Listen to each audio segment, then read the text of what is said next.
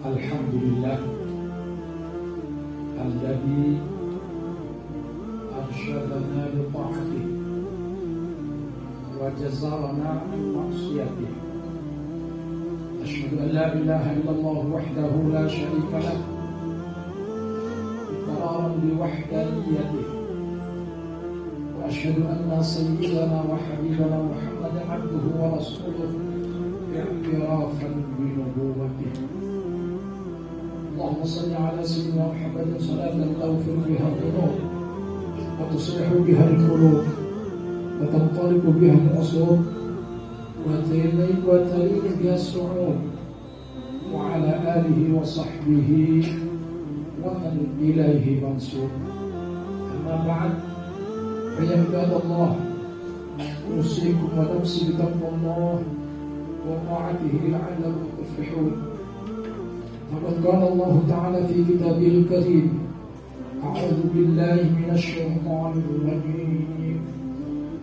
يا أيها الذين آمنوا اتقوا الله حق تقاته ولا تموتن إلا وأنتم مسلمون. صدق الله العظيم. معاشر المسلمين rahimakumullah, marilah kita senantiasa berusaha meningkatkan takwa kita kepada Allah Subhanahu wa taala dengan melaksanakan apa saja yang diperintah oleh Allah dan juga berusaha semaksimal mungkin untuk menjauhi larangan-larangan Allah. Ma'asyiral muslimin rahimakumullah, kita bersyukur kepada Allah. Kita dijadikan oleh Allah sebagai orang yang beriman, sebagai orang muslim.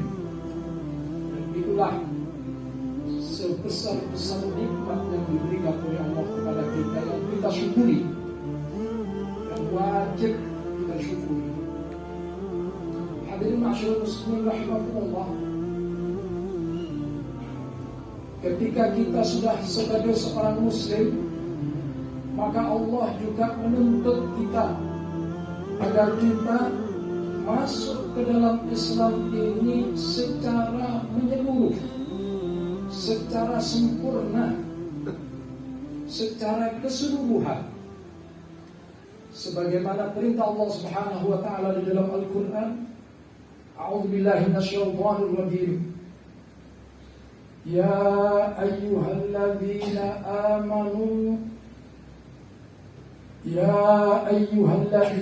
amanu udkhulu fis-silmi kaffah wa la tattabi'u khutuwatis syaitan innahu lakum aduwwun mubin.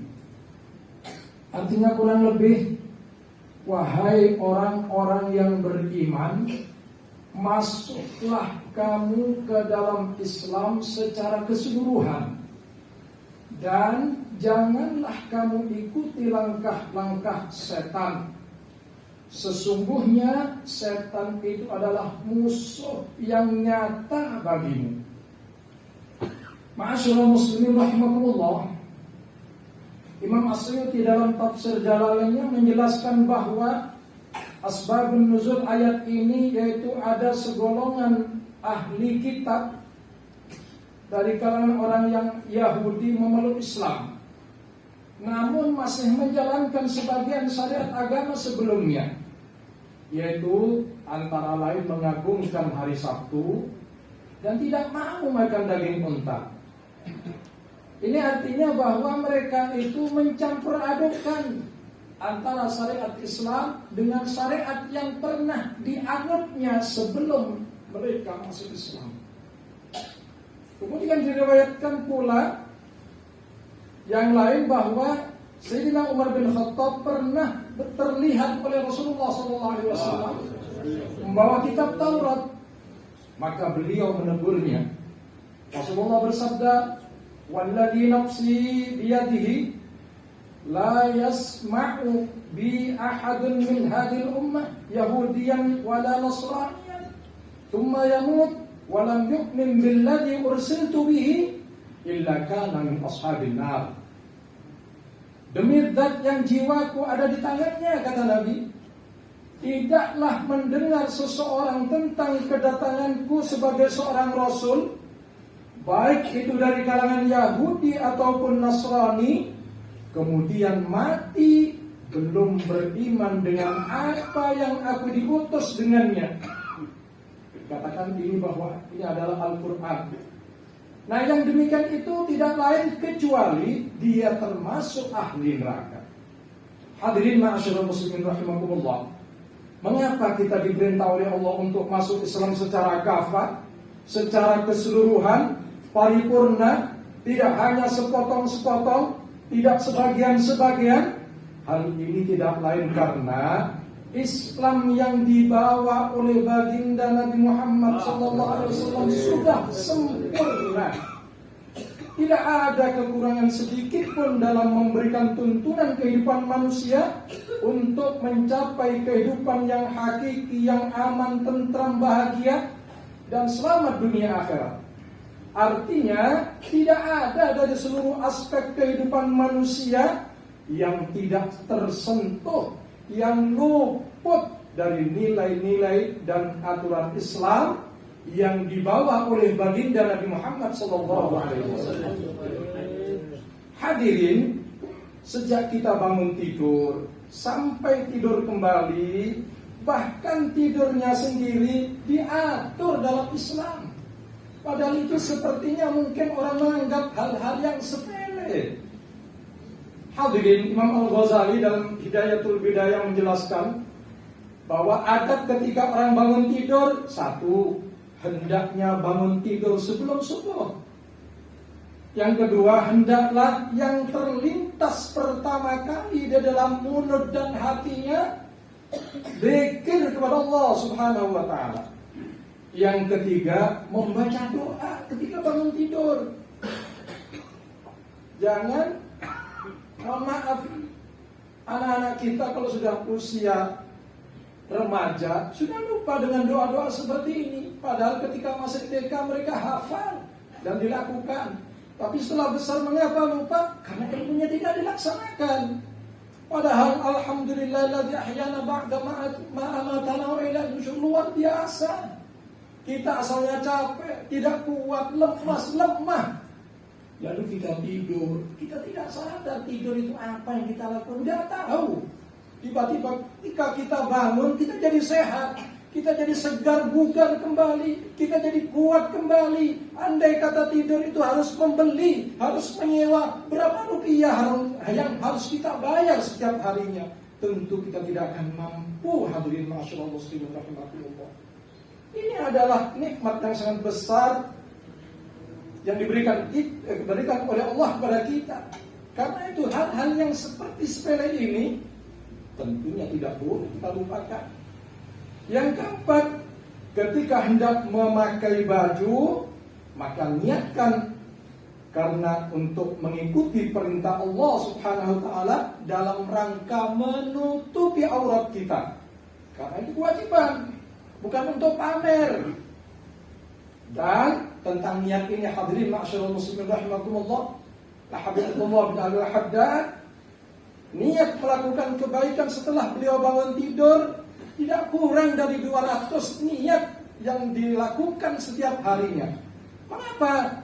Karena kalau niat baik, niat ibadah, walaupun tidak dikerjakan, gak sempat mengerjakan, Allah akan tetap memberikan pahala kepada kita. Hadirin ma'asyiral muslimin rahimakumullah, setelah bangun tidur, kita bekerja sesuai dengan profesi kita masing-masing. Ada yang berdagang, ada yang bertani, ada sebagai pengusaha, ada juga yang pegawai, dan lain sebagainya. Nah, ada berdagang dalam Islam diatur.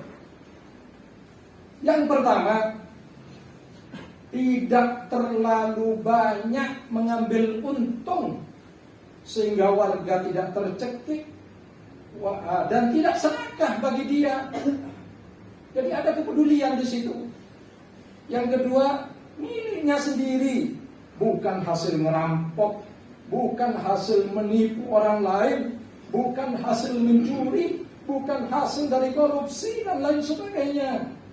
Yang ketiga, barang yang dijual belikan itu jelas ada, real, bisa diserah terimakan, Dan kata orang tidak beli kucing dalam karung. Kenapa? Kalau sudah seperti itu, nggak tahu sifat-sifatnya, nggak tahu barangnya, bisa saja orang itu tertipu. Islam mengatur seperti itu supaya semuanya jadi enak. Hadirin ma'asyiral muslimin rahimakumullah. Yang keempat, orang yang berdagang, aturan Islam tidak boleh menimbun atau monopoli barang terhadap barang-barang dagangan tertentu, nggak boleh. Yang kelima, jika telah sampai pada haul dan nisab, wajib dikeluarkan zakatnya. Artinya harta yang ia miliki dari hasil usahanya tidak murni miliknya, tapi juga ada hak-hak orang lain di situ, sepertinya fakir miskin yang ada di situ. Jadi harus berbagi. Demikian pula hadirin, pekerjaan-pekerjaan yang lain seperti bertani tadi, pengusaha, pegawai dan lain sebagainya. Hadirin, dalam bermuamalah, misalnya bergaul, baik secara pribadi, sebagai kepala rumah tangga, sebagai pejabat, sebagai rakyat, diatur di dalam Islam, termasuk dalam berpolitik, memilih dan dipilih. Allah memilih Rasul, pemimpin umat ini dengan kriteria-kriteria yang ditetapkan oleh Allah. Bagaimana sifat-sifat pemimpin yang dipilih oleh Allah, yaitu baginda Nabi Muhammad SAW. Allah berfirman, a'udzubillahi minasyaitonir rajim, fabima rahmatin minallahi lintalahum walau kunta faddan ghalidhal qalbi lam faddu min hawlik fa'fu anhum wastaghfir lahum washawirhum fil amr fa idza azamta fatawakkal 'ala Allah innallaha yuhibbul mutawakkilin. Dari ayat ini kita bisa ambil hal-hal yang penting yang terkait dengan sifat-sifat pemimpin, sifat-sifat imam yang telah ditetapkan oleh Allah. Yang pertama, lemah lembut, santun, tidak keras, tidak kasar, tidak main bentak, tidak marah-marah, tidak menghina orang, tidak main paksa, tidak main usir, sehingga tercipta suasana kekeluargaan yang harmonis, kekeluargaan yang tentram. Tapi jangan diartikan bahwa suara yang keras itu adalah suara yang keras yang tidak baik. Bukan. Karena ketika Nabi menyampaikan khutbahnya, Nabi juga keras. Jadi jangan diartikan bahwa suara yang lantang itu adalah suara-suara yang harus dihindari. Tidak. Kadang-kadang memang diperlukan seperti itu. Bagaimana kalau sebagai seorang panglima, tentu suaranya harus keras, hadirin. Tetapi kelemah lembutannya, santunnya, menjaga perasaan orangnya, itu memang diutamakan. Yang kedua, memaafkan, tidak dendam. Memaafkan adalah sebuah solusi yang sangat baik. Jika kita sadar, hadirin ma'asyiral muslimin rahimakumullah, kita pasti pernah berbuat salah. Kalau kita memaafkan orang lain, insya Allah akan dimaafkan oleh Allah. Yang ketiga, mau berdoa sebagai pemimpin, memintakan ampun pada Allah untuk orang-orang yang mendoliminya. Jika kita sadari, doa yang baik akan kembali pada kita sendiri. Sebaliknya, doa kita yang jelek juga akan kembali pada kita sendiri. Yang keempat, pemimpin itu mau bermusyawarah, mendengarkan pendapat orang lain, mau dikritik, saran, dan apabila memutuskan sesuatu, diputuskan secara mufakat, bermanfaat, dan berkeadilan. Yang kelima, bertawakal kepada Allah dalam setiap melaksanakan keputusan-keputusannya. Dan tentu keadilan tersebut adalah ketika kita menetapkan sesuatu pada bawahan kita, harus kita lihat mampu nggak bawahan kita untuk melaksanakan keputusan kita itu. Jangan arogansi. Hadirin, dalam hal akidah, keimanan, tauhid, Islam mengajarkan la ilaha illallah. Tidak ada Tuhan yang berhak disembah kecuali hanya Allah Subhanahu wa taala yang Maha Esa. Satu, konsep akidah dan ibadah ini telah dilakukan sejak dalam Nabi Adam. Nabi Adam menyembah Allah. Nabi Adam mengajak kaumnya untuk menyembah Allah. Nabi Adam bersama-sama dengan kaumnya menyembah kepada Allah, bukan menyembah pada Nabi Adam. Setelah Nabi Adam meninggal, dilanjutkan oleh Nabi Nuh, kemudian dilanjutkan oleh Nabi Ibrahim, dilanjutkan Nabi Musa, sampai dengan Nabi Isa alaihissalam. Sama, Nabi Isa mengajak, Nabi Isa beribadah kepada Allah, menyembah kepada Allah. Nabi Isa mengajak umatnya untuk menyembah kepada Allah. Nabi Isa bersama dengan umatnya bersama-sama menyembah kepada Allah, bukan untuk menyembah Nabi Isa.